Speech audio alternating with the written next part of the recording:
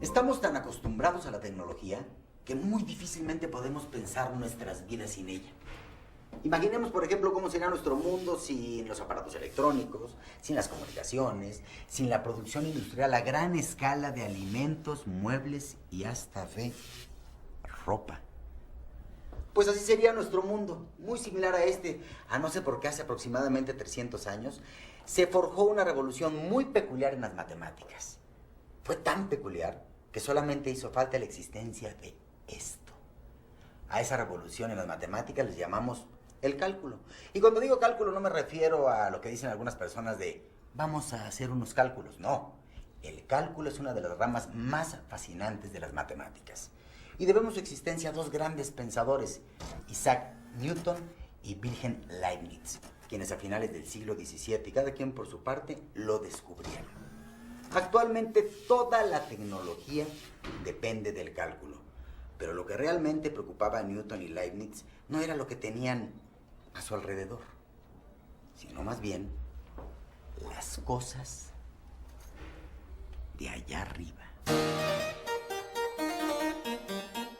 Newton nació en 1643, unas cuantas décadas después de que el astrónomo alemán Johannes Kepler descubriera que las órbitas que recorren los planetas y cometas alrededor del Sol tienen la forma de una elipse, que barren áreas iguales en tiempos iguales, y que hay una relación precisa entre la distancia de un planeta al Sol y el tiempo en que tarda en dar una vuelta completa. Estos hallazgos eran sorprendentes, pero Kepler nunca pudo entender por qué los planetas se movían alrededor del Sol de esa manera. Newton tenía en mente una explicación de este fenómeno. Para ello partió de la idea de que los movimientos elípticos de los planetas dependen del mismo fenómeno que hace que las manzanas se caigan de los árboles: la gravedad.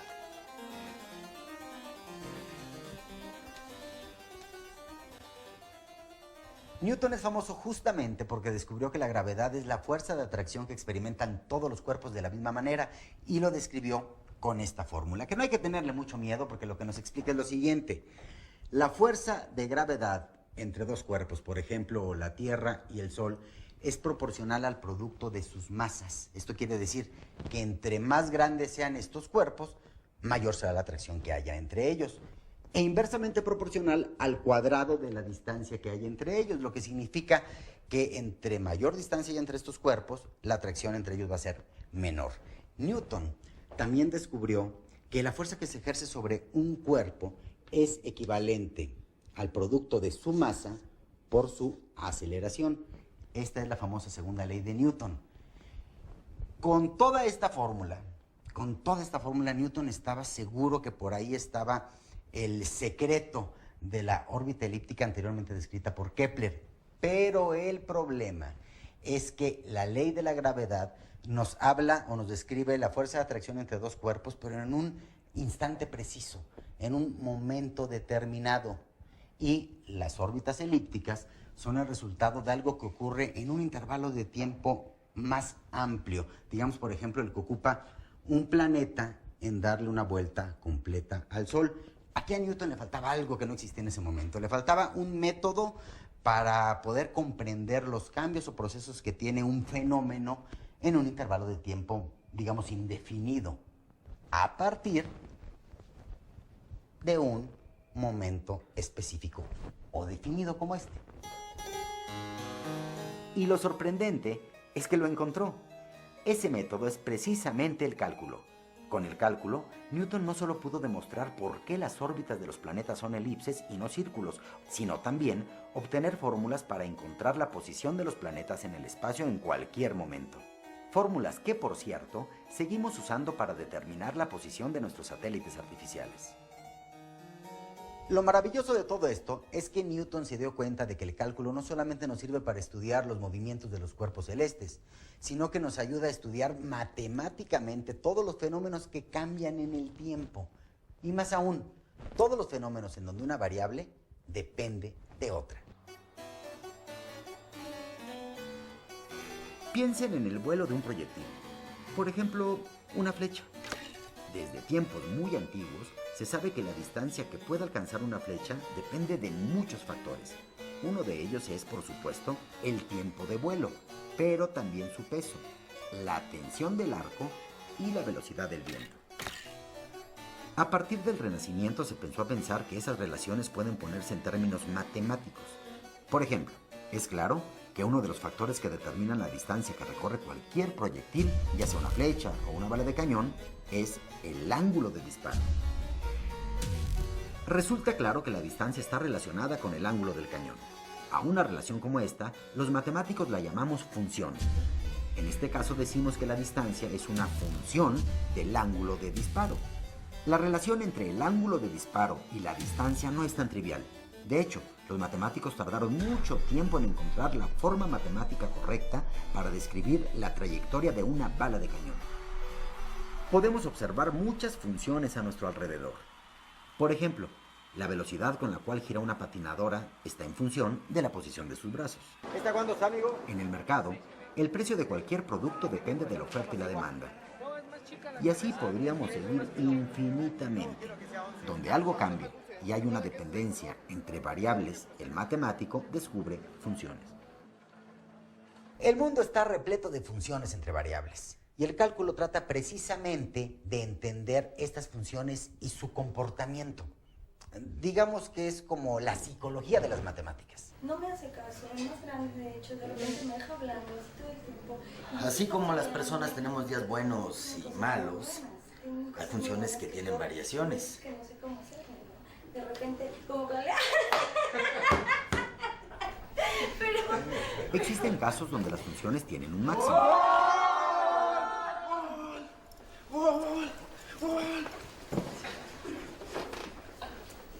Y como a veces hay máximos, también hay mínimos. También existen funciones que sin importar nada, permanecen constantes. En fin, las funciones que encontramos en la naturaleza son tan variadas como el comportamiento de las personas. El cálculo es la herramienta que nos permite clasificarlas y entenderlas. Para entender cómo funcionan las herramientas del cálculo, conviene representar las funciones entre variables con gráficas. En una gráfica, el valor de una función se representa con una línea.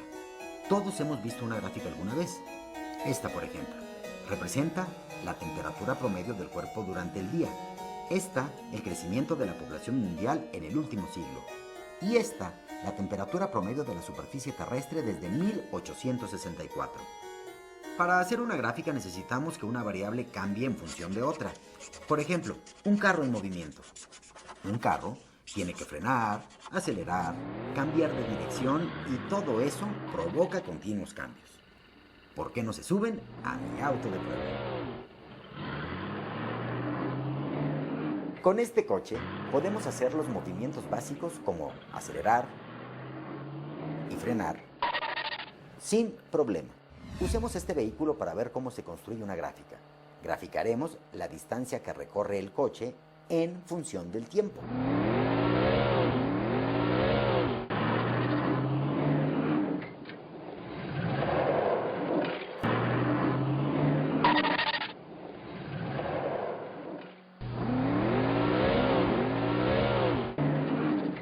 Observen que la línea de la gráfica siempre es ascendente porque cada vez se recorre más distancia.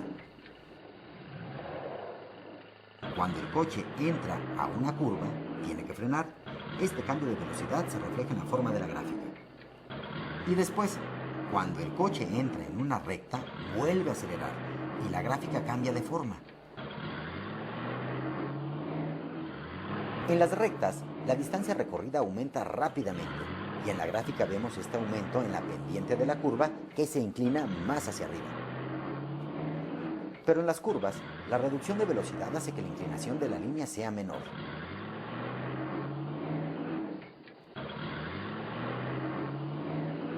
Si bien esta gráfica nos sirve para definir la distancia recorrida en función del tiempo, la inclinación nos revela otro dato, la velocidad. Por ejemplo, aquí y aquí el auto va más rápido, y aquí va más lento. Precisamente evaluar la inclinación de la curva en cada instante es para lo que sirve la herramienta fundamental del cálculo, la derivada. Podemos pensar que la derivada es una función que nos indica cómo cambia otra función. Por ejemplo, hemos descubierto que la velocidad del coche está representada por la inclinación de la gráfica de la distancia que recorre. Para medir esta inclinación podemos dibujar una línea recta que toque la curva en cada punto y que tenga la misma inclinación que ella. Podemos dibujar un triángulo con un lado horizontal, otro vertical y el tercero sobre la línea inclinada. Si mantenemos fija la base del triángulo y lo movemos a lo largo de la curva, su altura va cambiando. Es mayor cuando la curva está más inclinada, así que la altura de esta línea es un buen indicador de la inclinación de la gráfica. ¿Qué les parece si graficamos el tamaño de esta altura? Así obtendremos una gráfica a partir de otra. Fíjense muy bien en el comportamiento de esta nueva gráfica. Cuando el auto va a una velocidad constante, la gráfica es horizontal. Cuando el auto disminuye la velocidad, la gráfica baja. Y cuando la velocidad aumenta, la gráfica sube. La nueva gráfica no es otra que la gráfica de la velocidad en función del tiempo. La derivada de la distancia es la velocidad. Lo interesante es que obtuvimos la gráfica de la velocidad sin estar viendo directamente al velocímetro del auto. Todo a partir de la gráfica de la distancia en función del tiempo, por lo que deducimos entonces que la velocidad es una derivada de la distancia. Pero también conocemos que la velocidad se ve alterada por el tiempo, por lo tanto también se puede derivar. ¿Y qué obtenemos? Pues un dato muy importante que es la aceleración. Y llegamos a otra conclusión. La distancia tiene dos derivadas. La primera de ellas, la velocidad. La segunda, la aceleración. Podemos usar las derivadas para entender matemáticamente las funciones de cosas que cambian en periodos largos de tiempo. Por eso, cuando Newton desarrolló por primera vez el concepto, pudo entender por fin la razón de que las órbitas de los planetas sean elípticas. Lo que Newton hizo fue considerar su fórmula como una función. Y es que miren, en un periodo de un año, la posición del Sol con respecto a los planetas cambia y por lo tanto cambia también la aceleración. Los cuerpos celestes nunca mantienen la misma velocidad y esto es muy notorio en los cometas, que mientras están más cercanos al Sol, su aceleración es mayor y entre más lejanos esta aceleración disminuye. Y es precisamente en esta relación entre la posición de la Tierra con respecto a su aceleración que Newton descubre el secreto de las órbitas elípticas. Lo que Newton hizo fue formalizar matemáticamente esta relación utilizando la derivada. Con la derivada, Newton pudo relacionar matemáticamente la posición de los planetas con su velocidad y su aceleración. La derivada le permitía, por ejemplo, obtener la velocidad del planeta conociendo solamente la gráfica de la posición. Pero necesitaba una herramienta que le permitiera realizar el proceso inverso, es decir, obtener la posición de un planeta a partir de su velocidad. Esa herramienta es, junto con la derivada, la otra parte fundamental del cálculo. La conocemos como integral. Desde afuera de un coche es fácil graficar la distancia que recorre, pero si uno está adentro, lo que tenemos más a la mano es el velocímetro. Así que lo más fácil, en este caso, no es graficar la distancia, sino la velocidad. ¿Cómo podemos conocer la distancia que recorre el auto? Conociendo solo su velocidad. Lo que necesitamos es encontrar algo en esta gráfica que nos permita realizar el proceso inverso a la derivación. Analicemos una gráfica sencilla de la velocidad. Por ejemplo, cuando vamos a una velocidad constante, es claro que la distancia recorrida aumenta proporcionalmente al tiempo. Si vamos a 60 km por hora, después de 2 horas, habremos recorrido 120 kilómetros en total. Estos 120 kilómetros los podemos visualizar como el área del rectángulo que se forma debajo de la curva de la gráfica. Esa relación se conserva aún cuando la velocidad varía. Siempre la distancia recorrida corresponde al área debajo de la curva. Así que si graficamos cómo crece esa área con el tiempo, obtendremos ni más ni menos la gráfica de la distancia recorrida. Encontrar la función que permite calcular el área bajo la curva de una función es el proceso inverso a derivar y es precisamente la segunda pieza clave del cálculo. El proceso se llama integrar y la función resultante la integral de la función original. Es muy difícil calcular directamente el área de una figura compleja, pero todo mundo sabe calcular el área de un rectángulo. Base por altura. Así que una forma de encontrar un valor aproximado para el área bajo la gráfica de una función es llenarla de pequeños rectángulos y sumar sus áreas. Es fácil darse cuenta que mientras más angostos sean los rectángulos que pongamos bajo la curva, más exacto será nuestro cálculo del área. Lo que encontraron Newton y Leibniz es la manera de hacer estos rectángulos verdaderamente chiquitos. ¿Qué tanto? Pues infinitamente chiquitos. De hecho, el símbolo que inventó Leibniz para indicar la integral de una función es una S de suma y una especie de D chiquita. Significa algo así como la suma de una infinidad de pequeños rectángulos.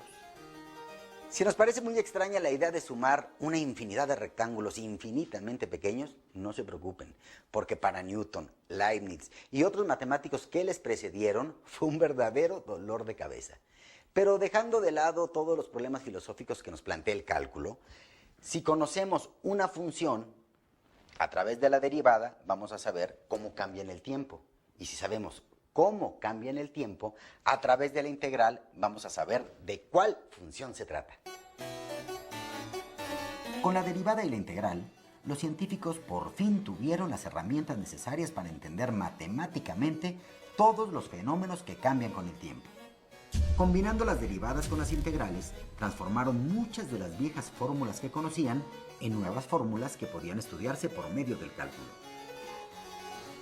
Pues aquí está de nuevo la fórmula de Newton. Recuerden, aquí tenemos la distancia, aquí tenemos la aceleración, que hay que recordar que es una derivada de la velocidad en función del tiempo, la que a su vez es una derivada de la distancia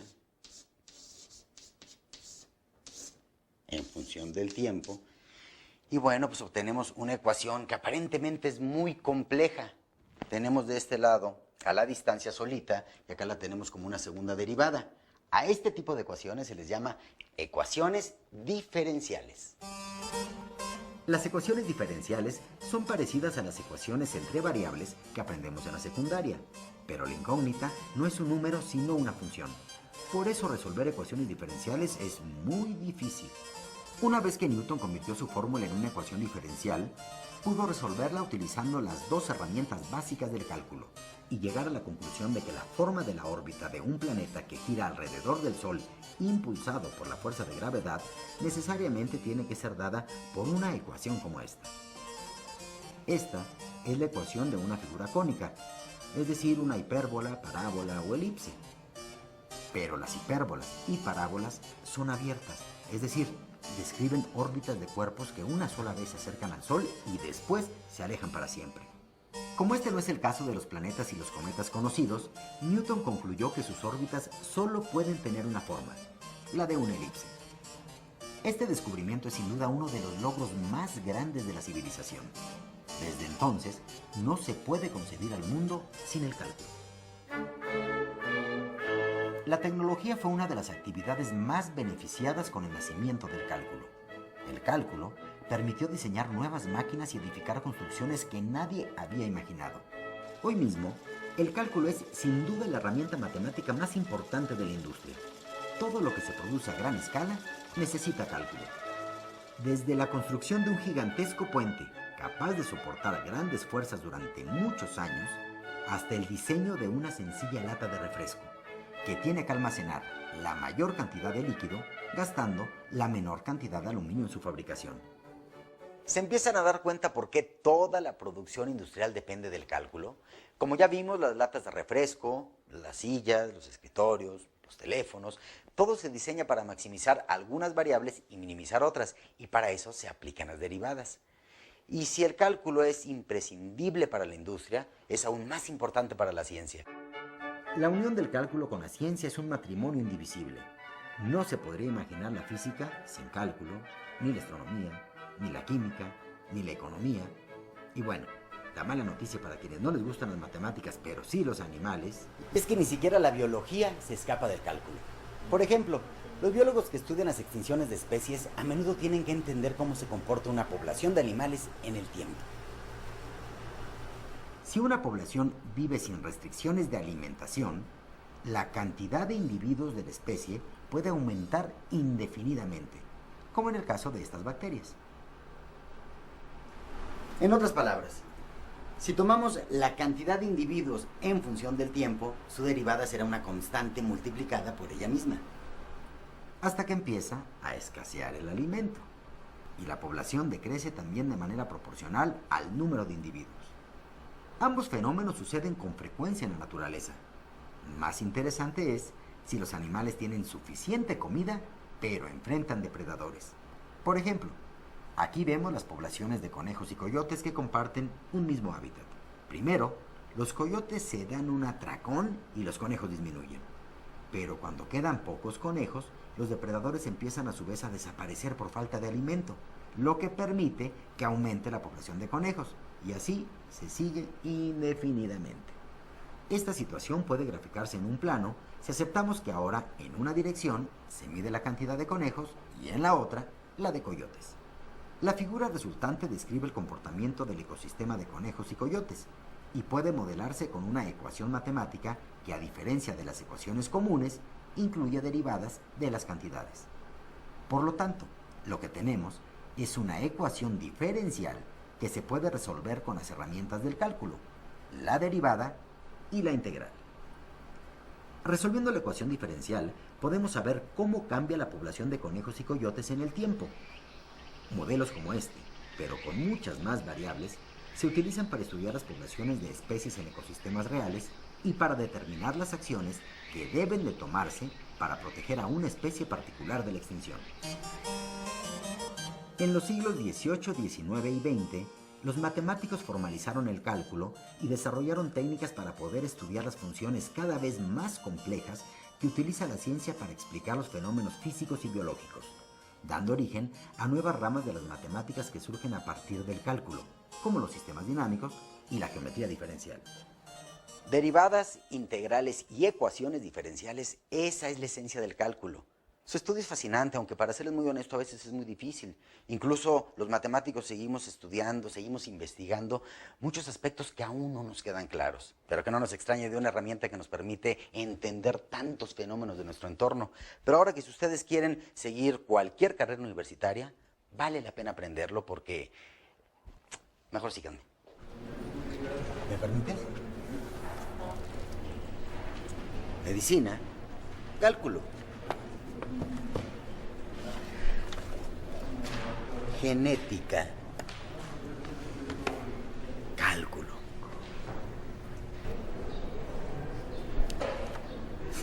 Astronomía, cálculo.